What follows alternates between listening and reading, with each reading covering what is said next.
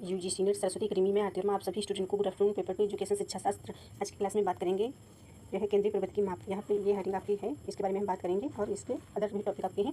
तो इन सारे टॉपिक में बात करेंगे। तो इसमें के अंतर्गत आपको माध्य पढ़ना है और मध्यिका पढ़ना है, बहुलक पढ़ना है और ये जो है विचलन मापन के प्रकार आपको पढ़ने हैं या परिवर्तता कह सकते हैं आप, ठीक है। तो ये सारी आपको सीक्वेंस में लगाने को आ जाते हैं, ठीक है। प्रसार, मध्यमान विचलन, चतुर्थांश विचलन, मानक विचलन और विचलन गुणांक, विश्वास सीमा, ठीक है। इस प्रकार से सारा आपको पढ़ना है और इसके पहले हमने आपको ये सब पढ़ा रखा है। डाटा आंकड़ा ये सब क्या होता है, इस सारा हमने आपको पढ़ा रखा है। यहाँ पे बात करेंगे, ये सारा हमने पढ़ाया है आपको। यहाँ पे बात करेंगे, ये यहाँ पे देख सकते हैं आप, ये हेडिंग सब की सारी। यहाँ पे आप देखेंगे कि केंद्रीय प्रवृत्ति की माप, ठीक है। तो इसके बारे में बात करेंगे। केंद्रीय प्रवृत्ति आपको जाना है, केंद्रीय प्रवृत्ति क्या होता है। केंद्रीय प्रवृत्ति सांख्यिकी माप है, यानी कि केंद्रीय प्रवृत्ति जो होती है सांख्यिकी माप है, जो एक डेटा सेट के केंद्र या विशिष्ट मान को दर्शाता है। केंद्रीय प्रवृत्ति के माप यहाँ पे आपको देखना है। डेटा सेट मतलब आप जानते हैं डेटा आपने पढ़ रखा है क्या होता है, ठीक है। जो लिखित रूप होता है आपका डेटा या सूचनाएं जो आपकी होती है, कहने का मतलब सूचनाओं का समूह जो होता है वही आपका डेटा होता है। तो केंद्रीय बिंदु या जो है औसत मान को दर्शाने के लिए इस्तेमाल किए जाने वाले सांख्यिकी माप है। और आप सांख्यिकी के रूप में भी आप कह सकते हैं कि जो है डाटा आपका सांख्यिकी समूह है, ठीक है। या जो है जो हमने आपको पहले बताया कि जो है सूचनाओं का समूह, या कह सकते हैं डेटा सेट के, यानी डेटा सेट के केंद्रीय बिंदु ज्ञात करने के लिए ये जो केंद्रीय प्रवृत्ति की माप होता है, ये होता है डेटा सेट के केंद्रीय बिंदु ज्ञात करने के लिए होता है। या ये माप डेटा के वितरण को समझने में मदद करते हैं, कि वितरण को समझने में मदद करते हैं कि डेटा मान मुख्य रूप से कहाँ केंद्रित है।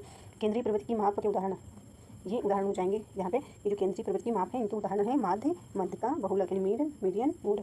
तो माध्य क्या होता है, डेटा सेट में सभी मानों का योग। कहने का मतलब है डेटा सेट में सभी मानों का योग मानों की कुल संख्या से विभाजित किया जाता है। डेटा सेट को क्रम में व्यवस्थित करने पर मध्य में स्थित मान होता है। डेटा सेट में अधिक बार आने वाला बहुलक होता है। जो अधिक बार आता है डेटा सेट में वो बहुलक हो जाता है मान। डेटा सेट को क्रम में व्यवस्थित करने पर मध्य में स्थित मान जो होता है वो मध्यिका हो जाता है। डेटा सेट में सभी मानों का योग और मानों की कुल संख्या से विभाजित करना ये आपका माध्य हो जाता है।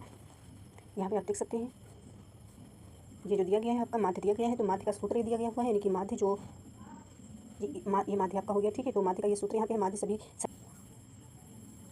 यहाँ पे इस प्रकार से आप जान सकते हैं, जैसे कि प्रश्न दिया हुआ है, ठीक है। यानी कि 2, 4, 6, 8, 10 यानी कि 8 का माध्य आपको बताना है। तो माध्य किस प्रकार आप बताएंगे, जैसे कि ये सूत्र दिया गया है यहाँ पे। तो सबसे पहले आपको जितनी ये संख्या इसको ऐड कर लेना है, ठीक है। तो यहाँ पे आपने देखा ये लिखा हुआ है, आपने ऐड करके कर लिया। यहाँ पे 30 आया, ठीक है। अब ये 5 कहाँ से आया, तो संख्याओं की कुल संख्या यहाँ पे देख सकते हैं, संख्याओं की कुल संख्या दिया गया है। तो यानी कि इसको आपको काउंट कर लेना है, 1, 2, 3, 4, 5। यहाँ पे 5 लिख लिया आप, ठीक है। ये ऐड कर लिया, 30 आया और 6 यानी कि 5 के 30। तो यहाँ पे आपने जो है 6 आ गया, ठीक है। तो इस प्रकार से आपने यहाँ पे देखा, इस प्रकार से आपको माध्य निकालना होता है, ये प्रश्न है। अब मध्यिका क्या होता है इसको देखना है। आपको पहले दिए गए डेटा को बढ़ते या घटते क्रम में व्यवस्थित करना होगा, यानी कि जो डेटा होता है, यानी कि जैसे कि आपका जो डेटा या प्रश्न आप कह सकते हैं आ सकता है, ठीक है। तो आपको उसको जो है बढ़ते या घटते क्रम में लिख लेना होता है और क्रम में व्यवस्थित करना होगा। अगर डेटा विषम संख्या मान है तो मध्यिका वह मान होगा जो बीच में होगा, यानी कि विषम संख्या है तो जो बीच में होगा वो हो जाएगा आपका। अगर डेटा में सम संख्या को मान है तो मध्यिका उन दो बीच वाले मानों का औसत होगा। विषम संख्या में मान डेटा सेट 1, 5, 1, 37, 3, 7, ठीक है। इसे व्यवस्थित करने पर इस प्रकार से आपका आएगा प्राप्त होता है, ठीक है। तो यानी कि ये जो है अव्यवस्थित तरीके से आपका डाटा है, ठीक है। ये जो है अव्यवस्थित तरीके से है और आपने इसको जो है व्यवस्थित तरीके से किया, तो इसको आपने आरोही क्रम में आपने लिखा है, ठीक है। 1, 2, 3, 4, 1, 2, 3, 5, 7 ये आपने बढ़ते क्रम में लिखा है, यानी कि आरोही क्रम में लिख लिया है। तो यहाँ बीच वाला मान 3 होगा, यानी कि ये जो है बीच में। अभी आपको उदाहरण के तौर पर यहाँ पर समझाएंगे। यहाँ पर देख सकते हैं यहाँ पे जैसे कि मध्यिका को निकालना है, तो यहाँ पे ये प्रश्न है। तो लिखा हुआ है 2, 5, 1, 3, ये आपको ये संख्या मध्यिका बताइए। तो आपको मध्यिका बताना है, तो सबसे पहले आपको जो है इनको विषम संख्या है, ये आपकी जो है विषम संख्या है, ठीक है। तो यहाँ पे आपको जो है आरोही क्रम में जो है व्यवस्थित करना है, करने पर यानी कि आरोही क्रम में आप इसको करेंगे। तो ये आरोही क्रम में है नहीं संख्या, ठीक है। इसको आप आरोही क्रम में कर लेंगे। ये शायद गलत है प्रश्न नहीं गलत है। 2, फिर 3,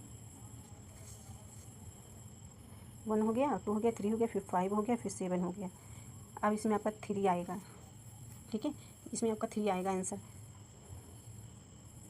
लिखा हुआ है यहाँ पे, हमें ने गलती करा, ठीक है। तो यहाँ पे देख सकते हैं ये आपकी विषम संख्या दी गई है, जैसे कि अभी बोला गया ना, अभी आपने पढ़ा उसमें विषम संख्या होगी तो उसके आपके बीच की जो संख्या होगी वही आपकी मध्यिका हो जाएगी। तो ये जो है अवरोही मतलब विषम संख्या है, इन्हें आरोही क्रम में व्यवस्थित करने पर ये आपने आरोही क्रम में कर लिया, ठीक है। तो आपने मध्यिका 3 हो जाएगी, यानी कि बीच की ये जो संख्या है, ठीक है, ये बीच की संख्या हो जाएगी, 3 हो जाएगी। और सबसे पहले आप जान लीजिए कि जो है आरोही क्रम क्या होता है, ठीक है। ये आरोही क्रम जो है ये बढ़ते क्रम में लिखा जाता है। अभी आप देख लेंगे अगली मतलब अगले पॉइंट में देख लीजिएगा। पहले उदाहरण आप देख लीजिए। आरोही क्रम का मतलब हो गया बढ़ते क्रम में जो संख्याओं को लिखा जाता है, जैसे 1 2 या 4 या 8, इस प्रकार बढ़ते क्रम में हो जाता है।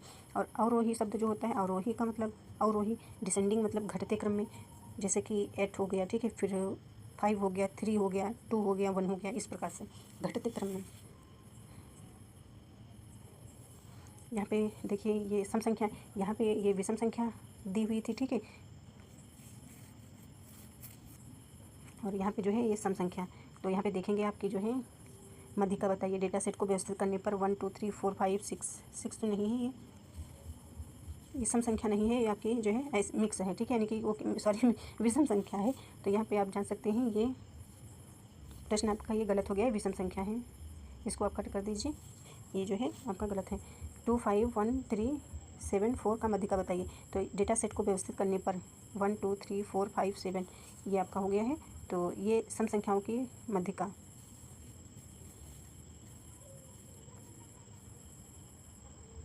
तो यहाँ पे हम देखेंगे सम संख्या है, तो सम संख्या ही तो है। इसके बाद इसमें आपको देखना है कि 3 इस साइड में आपकी संख्याएं हैं, 3 इस साइड में संख्याएं हैं, ठीक है। तो इसको आपने आरोही क्रम में कर लिया है, ठीक है, आपने आरोही क्रम में कर लिया तो आपने देखा ये सम संख्या हो जा रही हैं, जिसमें से आपको कैसे निकालना है इसको, जो है मध्यिका को आपको, यानी कि 3 और 4 जो बीच में आती हैं संख्या, तो पहले तो आपने इधर साइड मतलब इधर साइड के हटा दिया आपने संख्या, इधर साइड के जो लास्ट में इधर इधर बच रही हैं इनको प्लस कर लिया, ठीक है। तो यहाँ पे आपने देखा ये प्लस कर लिया, फिर इसको जो है कट किया आपने, ठीक है, इसको जो है आपने आंसर दिया। इसके बाद आप देख सकते हैं सम संख्याएँ यहाँ पे देख सकते हैं, मध्यिका आपको बताना है। तो यहाँ पे आप देखेंगे डेटा सेट को आरोही या अवरोही क्रम में व्यवस्थित करने पर, तो आरोही क्रम में प्राप्त संख्या ये आपकी आरोही क्रम में हो गया, यहाँ पे आपने देखा। तो यहाँ पे भी आपको जो है इस प्रकार से देखना है, इसको ऐड कर लेना है, दो संख्याएं आपकी इस तरफ हो गई और इस तरफ हो गई, इधर कितनी भी संख्याएं हो, ठीक है, इधर भी कितनी भी संख्याएं हो, आपको जो है ये दोनों को सेट करना होता है। मतलब जैसे कि पूरी ये है, ठीक है, यानी कि थोड़ी इधर हो गई, मतलब संख्याएं थोड़ी इधर हो गई, बीच से आपको इधर से ले लेना है एक संख्या इधर से ले लेना है, इसको ऐड कर देना है, बाकी संख्याएं कितनी भी हुई इधर इधर साइड में, ठीक है, दाएं बाएं। फिर इस प्रकार से आपको देखना है, इसको भी आपको मध्यिका निकाल लेना है। इसके बाद यहाँ पे आपको देखना है आरोही क्रम अवरोही क्रम में क्या होता है, इसको एक नज़र आपको देखना है, एक नज़र नहीं, इसको अच्छे से याद करना है। यहाँ पे आप देख सकते हैं ये आरोही क्रम का मतलब है अवरोही क्रम। तो आरोही क्रम क्या होता है, ये असेंडिंग ऑर्डर हो गया, और अवरोही क्रम क्या है, डिसेंडिंग ऑर्डर हो गया। ये आरोही क्रम क्या होता है, ये छोटी संख्याओं को बड़ी संख्या की और बढ़ते क्रम में लिखना या व्यवस्थित करना होता है, यानी कि छोटी संख्याओं को बड़ी संख्या की और बढ़ते क्रम में लिखना व्यवस्थित करना आपका जो हो जाता है जो है आरोही क्रम, यानी असेंडिंग। उदाहरण के तौर पे 1 2 3 4 5 लिखा हुआ देख सकते हैं बढ़ते क्रम में, ये इस प्रकार से देख सकते हैं।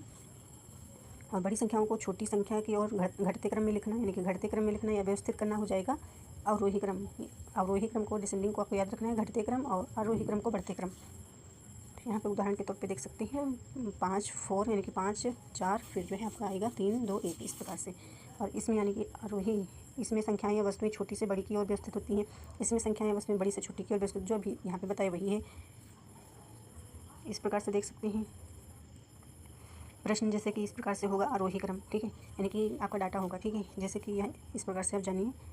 जैसे ये प्रश्न है, ठीक है, आपसे पूछा जा रहा है 2 3 4 3 5 संख्याएं हैं, आरोही क्रम में करें, यानी कि ये जो संख्या दी गई है इनको आप आरोही क्रम में करें, तो किस प्रकार से करेंगे आरोही क्रम में, यानी कि आपको बढ़ते क्रम में लिखना है, आरोही क्रम में लिखना है, तो आपको लिखना है 1 पहले आएगा, फिर 2 पहले आएगा, ठीक है, फिर 3 आएगा, फिर 4 आएगा, फिर 5 आएगा, जितनी ये संख्या है इसको आरोही क्रम में लिखना है। ये जो संख्या इसको अवरोही क्रम में लिखना है, तो अवरोही क्रम आप जानते हैं घटते क्रम होता है, तो पहले आप सबसे पहले 5 लिखेंगे जो बड़ी संख्या है, उसके बाद उससे छोटी, ठीक है, 4, इसी प्रकार से आपको लिखना होता है। और यहाँ पे भी देख सकते हैं बाएं दाएं संख्याएं बाएं से दाएं बढ़ते क्रम में मतलब चलती हैं, ठीक है, लिखा जाता है, यानी कि 1 2 3 4, यानी कि संख्याएं बाएं से दाएं बढ़ते क्रम में, और इसमें हो जाएगा संख्याएं बाएं से दाएं घटते क्रम में। और फास्ट थोड़ा पढ़ाते चलती हूँ, ठीक है। और यहाँ पे देख लीजिए सम संख्याएं देख सकते हैं, विषम संख्याएं देख सकते हैं। सम संख्याएं वे संख्याएं हैं जिन्हें 2 से विभाजित किया जा सके, ये यहाँ पे देख सकते हैं सम संख्याएं जो 2 से विभाजित किया जा सके, जिसका शेषफल जो है 0 आता है, यानी कि, ठीक है। और विषम संख्याएं वे संख्याएं होती हैं जिन्हें 2 से विभाजित नहीं किया जा सकता है, ये आपका हो जाएगा, जो 2 से संख्या विभाजित होती है वो सम संख्या कहलाती है, और ये विषम संख्या, ठीक है। फिर इसके बाद यहाँ पे बहुलक देख सकते हैं, बहुलक के बारे में मोड यहाँ पे किसी दिए गए डेटा सेट में सबसे अधिक बार आने वाली संख्या को ढूंढा है खोजे जाने की, यानी कि जो सबसे बार संख्या आई होती है डेटा सेट में, या कह सकते हैं ये जो डेटा सेट है इनकी 2 4 3 4 ये इसमें दिया गया, तो इसमें जो ज़्यादा बार संख्या आई है अधिक बार वही आपका बहुलक हो जाएगा। डेटा को व्यवस्थित करेंगे, संख्याओं को बढ़ते क्रम या घटते क्रम में लिखेंगे। प्रत्येक संख्या में डेटा को कितनी बार दोहराया गया है गिनेंगे, यानी कि आप गिनेंगे, इसमें आप गिनेंगे कि कौन सी जो है संख्या बार बार आई हुई है। ठीक है, जो संख्या सबसे अधिक बार दोहराई गई है, या कह सकते हैं एक संख्या कई बार आने वाली संख्या जैसे हम बहुलक कहते हैं, जिसे हम बहुलक कहते हैं, जो बार बार संख्या आई हो। ठीक है, डेटा को इस प्रकार से बढ़ते क्रम में लिखेंगे, यानी कि जो यहाँ पे डेटा दिया गया है इसको हम बढ़ते क्रम में लिखे हैं। ठीक है, बढ़ते क्रम में लिख लिए, फिर हमने इसमें गिना कि कौन जो है संख्या सबसे ज़्यादा बार आई। यहाँ पे आप देख रहे हैं 4 संख्या जो है सबसे ज़्यादा बार दिख रही है। ठीक है, तो आरोही क्रम में फिर डेटा सेट में जो है देखा, तो आपने ये देखा कि जो है 4, तो ये 4 आपका बहुलक हो जाएगा। बाकी की सारी संख्या एक ही बार आई, देखिए बाकी की संख्या आप देख रहे हैं एक बार आई है। 4 जो है 3 बार आया है। ठीक है, 3 बार आया हुआ है। तो यहाँ पे डेटा सेट में सबसे अधिक बार जो है 4 आया, 4 बार आया, यानी 4 बार नहीं 3 बार आया है। ठीक है, दोहराया गया है, इसलिए बहुलक आपका जो है 5 कहाँ से हो गया, यहाँ पे 5 लिखा हुआ है, 4 होगा। ठीक है, ये संख्या आपकी बार बार आई हुई है 4, तो ये बहुलक आपका हो जाएगा, 3 बार आया हुआ है। इसके बाद जो है परिवर्तता या विचलन आप देख सकते हैं ये क्या होता है, तो यहाँ पे देख लीजिए क्या होता है। ये किसी चीज़ की भिन्न भिन्न होने की क्षमता या उसकी क्षमता की वह स्थिर ना रहे जो बदलती रहे, ना रहे और बदलती रहे। परिभाषा देख सकते हैं, विचलनशीलता का अर्थ प्राप्तांकों वितरण या फैलाव से है, यानी कि जो प्राप्तांकों का वितरण या फैलाव से, या फैलाव प्राप्तांकों की केंद्रीय प्रवृत्ति के चारों तरफ होता है। एक बार और पढ़ लीजिए, किसी चीज़ की भिन्न भिन्न होने की क्षमता, यानी कि किसी चीज़ की भिन्न भिन्न होने की क्षमता, उसकी क्षमता की वह स्थिर ना रहे और बदलती रहे। यहाँ पे देख सकते हैं विचलनशीलता है मापों के प्रकार, जो हमने अभी आपको इसके पहले पढ़ा रखा है। तो यहाँ पे देख सकते हैं ज्ञात करने की 6 विधियाँ हैं। एक प्रसार हो गया, यानी रेंज कहते हैं। मध्यमान विचलन याद रखना है। ठीक है, चतुर्थांश विचलन क्या होता है इसको भी याद रखना है। मानक विचलन क्या होता है इसको भी, विचलन गुणांक क्या होता है इसको भी।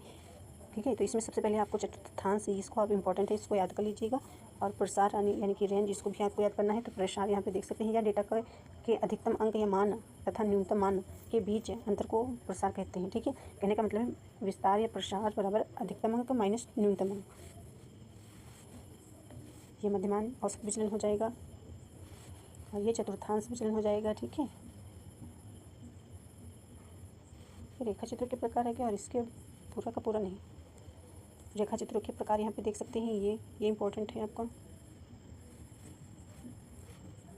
ठीक है, ये आप देख सकते हैं, ये इंपॉर्टेंट आपका है। रेखा चित्रों के प्रकार, यानी कि आवृत्ति को रेखा चित्रों द्वारा जो है प्रदर्शित करने की मुख्य 4 विधियाँ होती हैं। एक आपकी स्तंभाकृति है, और आवृत्ति बहुभुज है, और संचित आवृत्ति वक्र है। ठीक है, और संचित प्रतिशत वक्र, ये आपकी बुक में दिया गया था और ये भी आपका पूछा जाता है। ठीक है, तो ये भी आपकी हैं। ठीक है, दंडारेख हो जाएगा। ये आपके जो है फर्स्ट पेपर में भी पूछा जाता है, ये 6 यूनिट आपकी जो है फर्स्ट पेपर में पूछी जाती है। शोध जो आपकी यूनिट है सेकेंड है। ठीक है, तो ये आपको सीक्वेंस में लगाने को आ जाता है, या कुछ इससे जो है मिलान करने में पूछ लिया जाता है, तो आपको याद होना चाहिए। ये पाई चार्ट इंग्लिश भी आपको याद होनी चाहिए। बार चार्ट यानी दंड आरेख, अभी यहाँ पे आप देख सकते हैं इस तरीके से। ठीक है, तो यहाँ पे आप देखेंगे ये